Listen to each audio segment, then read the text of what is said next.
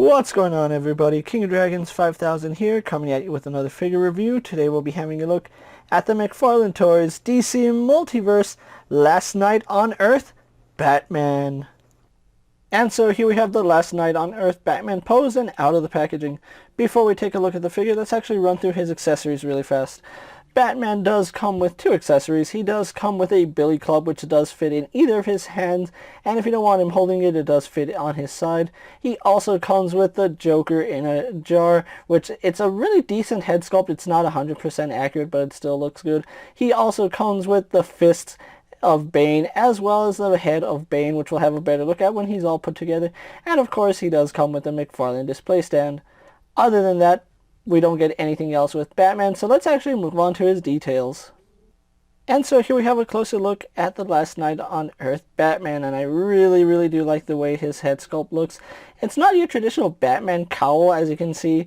It's kind of has some added detailing that we normally don't see on Batman's cowl. It does look like the ears are mainly made out of a belt from somewhat of a straitjacket. We do have some nicks and scratches all throughout his cowl. And then we have another belt going along the back. So yeah, it's a really interesting design, but it looks really nice. It still has that Batman feel to it. If you were to just look at the silhouette, you could tell it's Batman. Although the ear placement does seem a little bit off. I don't know, there's something about the way the ears go up and the sides come out. It does look a little bit jarring for a Batman. But the eyes and the nose really do symbolize Batman, as well as the face right here. You can obviously tell it is Batman. So having to look at his appearance, he is wearing somewhat of a straitjacket. I do believe that it's supposed to be a straitjacket. We do have a W for Wayne here. Really do love the texturing throughout his costume. It's done exceptionally well. You can even see they painted the detailing on the belt right there. On the back, he does have some belts hanging down, almost like where they would tie you down for the straitjacket. They look nice, and they're really nicely detailed, although a little bit of weathering goes a long way. You can see that they also have some buckles that unfortunately are not painted. If they were painted, that would just push this figure through the roof in terms of detailing. But he does have a lot of painted detail throughout his costume.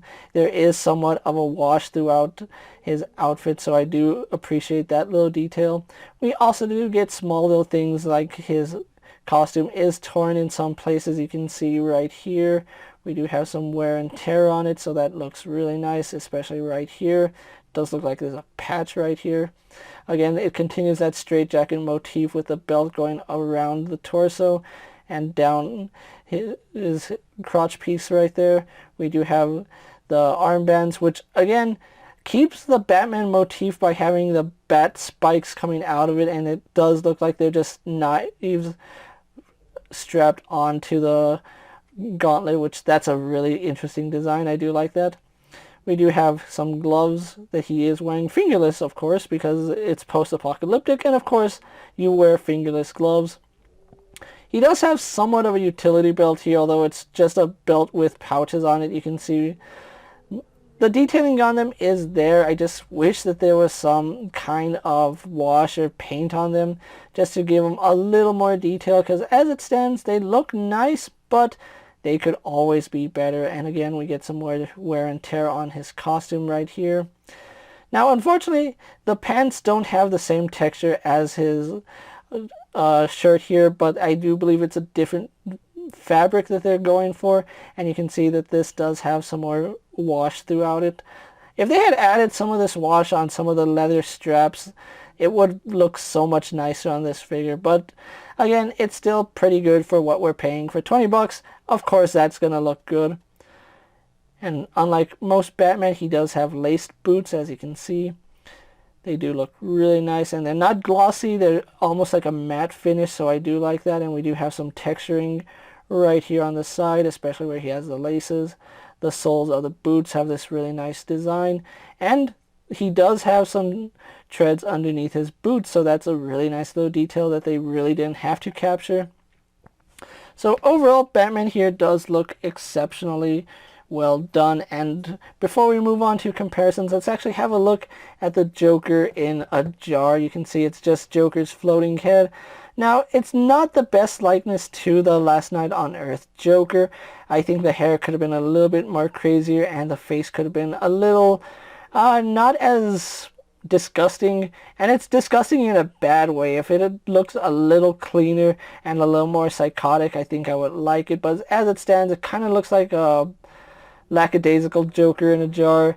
I'm not a fan of how it's sculpted. If they had done a little more faithful recreation to the comic, I think I'd like this a little bit more, but as it stands, it's still a pretty decent accessory, and combining the two is really nice. So with that out of the way, guys, let's actually move on to comparisons.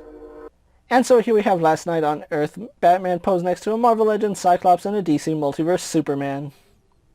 Here we have Batman posed next to a WWE Elite Scale figure and a Mezco 1/12 Collective Popeye the Sailor Man. And finally, here we have Batman posed next to a Lightning Collection White Ranger and a Star Wars Black Series Mandalorian.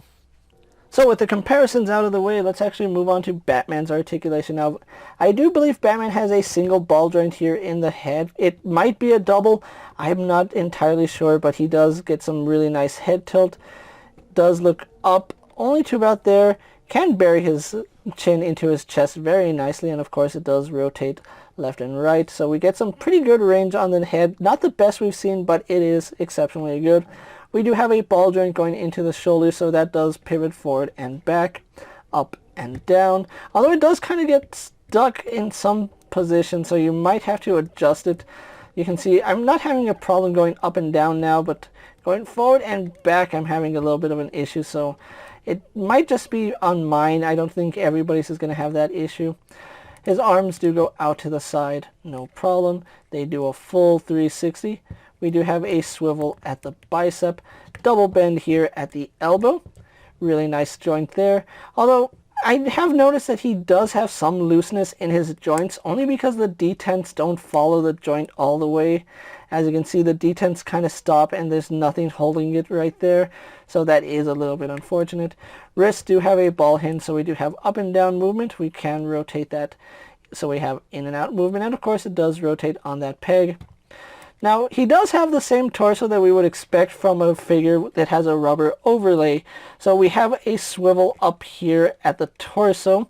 Then we also do have a hinge. As you can see it, the hinge is right there. So that does allow him back movement, does allow him some pretty decent forward movement, but it does get gappy in the back, so do be aware of that. And again, he does rotate at the upper torso where it does peg in.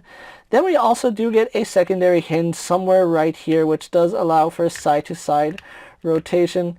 And of course, we do have rotation down here as well. So we can have them cranked like that, rotate, rotate. So yeah, there's a lot of things that this Batman can do in terms of articulation here, which is pretty good.